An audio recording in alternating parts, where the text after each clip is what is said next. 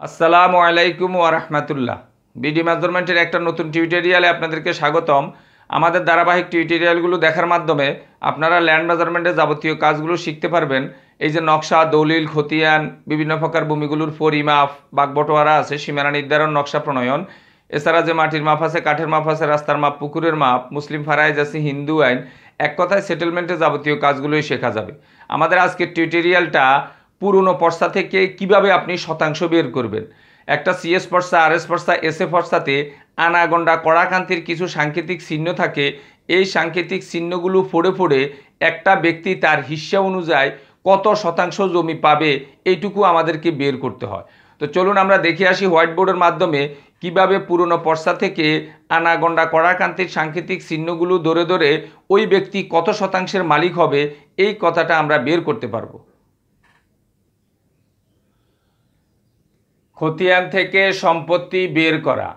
খতিয়ান বা পর্সা থেকে সম্পত্তি বের করা। সমস্ত পর্সায় আপনি কমনভাবে একটা জিনিস পাবেন, সেটা হলো সব পর্সায় এই কথাটা লেখা থাকে যে মোট জমি, অর্থাৎ একটা পর্সার টোটাল যে সম্পত্তি এটাকে বলে মোট জমি।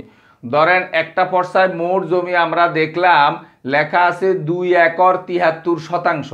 2 একর 73 শতাংশ, এটাকে আপনার বোঝার সুবিধার্থে মন চাইলে এভাবেও বলতে পারেন, যেহেতু আমরা জানি 1 একর সমান 100 শতাংশ, এই জন্য 2কে যদি আমরা 100 দ্বারা গুণ করি তাহলে একরটা শতাংশ হয়ে যাবে। আরও আছে 73 শতাংশ, এই জন্য আমরা 73 শতাংশ যোগ করলাম। 2 আর 100 গুণ করলে 200, এর সাথে 73 যোগ করলে 273 শতাংশ, অর্থাৎ 2 একর 73 শতাংশ যেই কথা, 273 শতাংশ একই কথা। 1 একর সমান যেহেতু 100 শতাংশ, 2 একর সমান 200 শতাংশ, আরও যোগ করলাম আমরা 73 শতাংশ, অর্থাৎ এই পর্সায় টোটাল সম্পত্তি মোট জমি আছে 2 একর 73 শতাংশ। এই 2 একর 73 শতাংশের মধ্যে এখন আমরা দেখলাম আব্দুল মজিদের অংশ, অর্থাৎ ব্যক্তি ব্যক্তি আপনি দেখবেন প্রত্যেকের অংশটা আলাদা আলাদা থাকে। এর মধ্যে আমরা আব্দুল মজিদের অংশটা এভাবে দেখলাম 3 আনা 12 গন্ডা 3 কড়া 2 ক্রান্তি 15 তিল। এখন আমাদেরকে বলতে হবে আব্দুল মজিদ কত শতাংশের মালিক।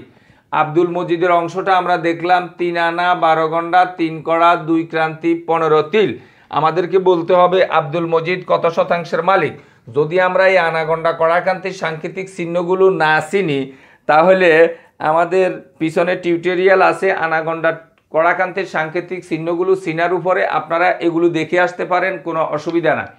এখন আমরা এই পর্সায় এই যে টোটাল সম্পত্তি যে 2 একর 73 ছিল, 2 একর 73 থেকে আমরা আব্দুল মজিদকে এখন কত শতাংশ দেব এই কথাটা আমাদেরকে এখন বের করতে হবে।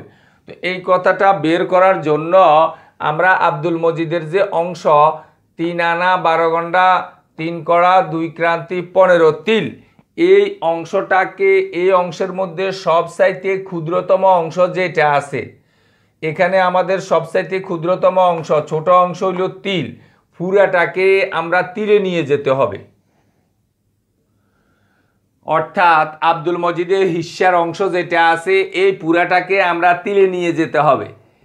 আর যদি কখনো গন্ডা পর্যন্ত থাকতো আমরা শুধুমাত্র গন্ডা পর্যন্ত নিলেই হইতো, কখনো যদি কড়া পর্যন্ত থাকতো আমরা কড়া পর্যন্ত নিলেই হইতো।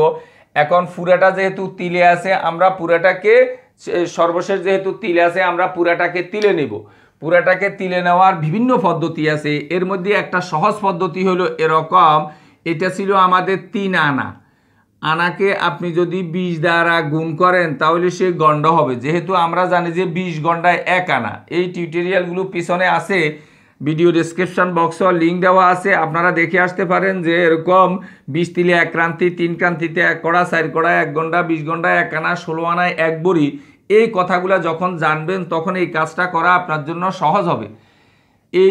এই 3 হইল আনা, 3 আনাকে 20 দ্বারা গুণ করছি, এখন গন্ডা হয়েছে আমার, আরও আছে 12 গন্ডা, এই জন্য আমি 12 গন্ডাটা এখান দিয়ে যোগ করে নেব। এখন এই কাজটা শেষ দিলে আমার এই অংশটা পুরাটা গন্ডায় চলে যাবে, কিন্তু আমি তো এটাকে গন্ডায় রাখবো না, আমি এটাকে কড়াই নিয়ে যাব। এই জন্য আমরা জানি যে 4 কড়াই 1 গন্ডা, যার কারণে আমরা পুরাটাকে সাইড দ্বারা এখন আমরা গুণ করব। কোনো ব্র্যাকেট আমরা ব্যবহার করতেছি না, এটাকে বলে সাধারণ সরল নিয়মের ঊর্ধ্বে উঠে আমরা একটা কাজ করব।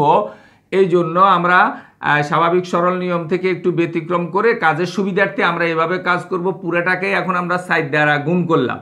সাইড দ্বারা গুণ করার পরে যেটা আমরা পাবো, অর্থাৎ তখন আমার জমিটা গন্ডায় হয়ে যাবে, আর তখন আমার জমিটা কড়াই হয়ে যাবে। আরও আছে 3 কড়া, ওই 3 কড়া আমি যোগ করে নিলাম, এই 3 কড়াটা এখন আমি যোগ করলাম, এই পর্যন্ত আমার জমিটা কড়া হয়েছে।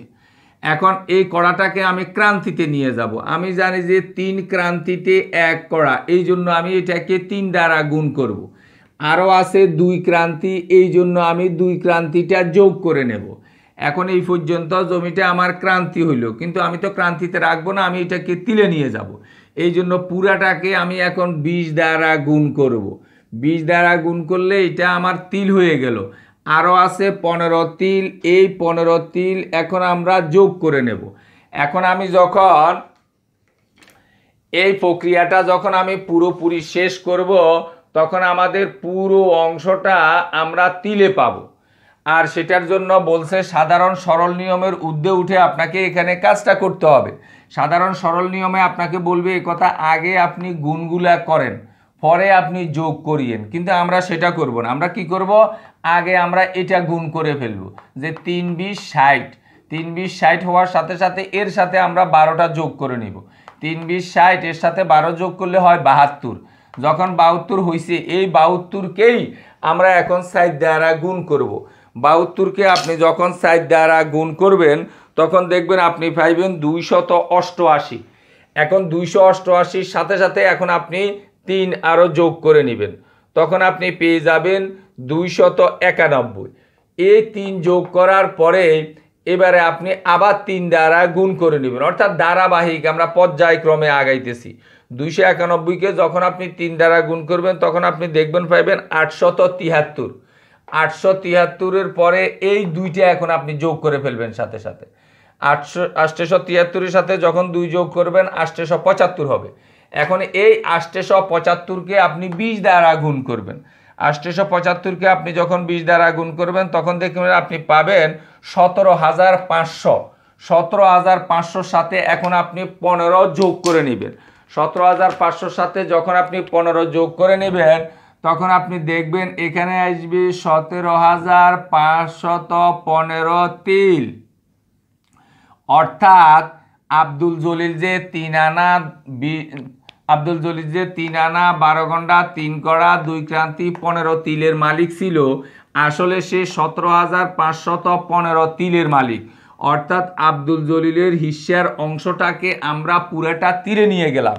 এই জন্য তিলে নিয়ে গেলাম, যেহেতু তার অংশটা সর্বশেষ তিল আছে, তিলে নিয়ে গেছি। যদি ক্রান্তিতে থাকতো ক্রান্তিতে নিতাম, ক্রান্তি পর্যন্ত নিলেই চলতো, গন্ডাতে থাকলে গন্ডা পর্যন্ত নিলেই চলতো। এখন আব্দুল জলিল 3 আনা 12 ঘন্টা 3 কড়া 2 ক্রান্তি 15 তিলের মালিক। এই কথার অর্থ হইল 17,515 তিলের মালিক।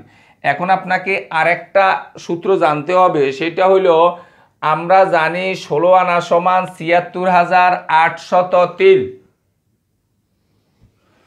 এখন এটা বের করার জন্য আপনাকে আরেকটা সূত্র জানতে হবে, একটু খেয়াল রাখতে হবে। আমরা জানি 16 আনা সমান 76,800 তিল। আমরা জানি 16 আনা সমান 3840 ক্রান্তি। আমরা জানি 16 আনা সমান 1280 কড়া, 16 আনা সমান 320 গন্ডা। এগুলা জানার পাশাপাশি এক তো এগুলো মুখস্থ রাখবেন, আরেক তো একটু চর্চা করে নেবেন এগুলো কিভাবে বাইর হয়েছে। আমি একটা আপনাকে একটু দেখাই। 16 আনাকে 20 দ্বারা গুণ করছি, তখন এটা গন্ডা হয়েছে। গন্ডারে 60 দ্বারা গুণ করছি, কড়া হইল। কড়াকে 3 দ্বারা গুণ করছি, ক্রান্তি হয়েছে। ক্রান্তির 20 দ্বারা গুণ করলে তিল হয়। অর্থাৎ এই পুরাটা যখন আপনি গুণ করছেন, তখন দেখিয়েন 76,800। অর্থাৎ এই পুরাটা যখন আমি গুণ করে শেষ দিলাম, তখন হইল 76,800। এই জন্য আমরা বলতে পারি এই কথা যে আমরা জানি 16 আনা সমান 76,800 তিল। এখন আমরা তিলের সূত্রটা নিব, এই জন্য যেহেতু আমাদের সর্বশেষ অংশটা এখন তিলে আছে। এখন আমরা এই কথা বলতে পারি যে সুতরাং আব্দুল মজিদ পাবে এই কথা বলে এখন আমরা বলতে পারি আব্দুল মজিদের টোটাল অংশটা, এই টোটাল সম্পত্তি ছিল কত, অর্থাৎ ওই পর্যায়ে টোটাল সম্পত্তি ছিল 273 273 এর 76,800 ভাগের আব্দুল মজিদের ভাগটা হইল 17,515। অর্থাৎ টোটাল সম্পত্তি যা ছিল ওই পর্সায় এটাকে এর 76,800 ভাগের আব্দুল মজিদের ভাগটা হইল 17,515। এখন আপনি যখন এটা গুণ করবেন, অর্থাৎ 273কে 17,515 দ্বারা গুণ করবেন এবং এটাকে 76,800 দ্বারা ভাগ করবেন, তখন আব্দুল মজিদের শতাংশটা বের হয়ে যাবে।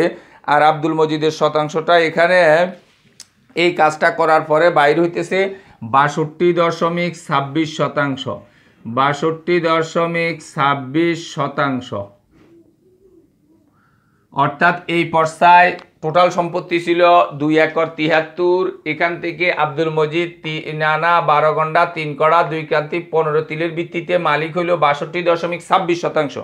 এখন আপনাকে এক জায়গায় বলুক আর 5 জায়গায় বলুক, 62.26% আপনি ইচ্ছা করলে বুঝাই দিতে পারতেছেন। আশা করি পর্সা থেকে সম্পত্তি বের করার অংশটা খুব ভালোভাবে বুঝতে পেরেছেন। কোনো অংশ না বুঝলে আমাদেরকে কমেন্ট করে জানাতে পারেন। ভিডিওটি ভালো লাগলে লাইক, কমেন্ট এবং শেয়ার করবেন। আমাদের চ্যানেলটাকে সাবস্ক্রাইব করবেন। এই আশাবাদ ব্যক্ত রেখে আমরা আজকের টিউটোরিয়ালটা এখানে শেষ করছি। আল্লাহ হাফেজ।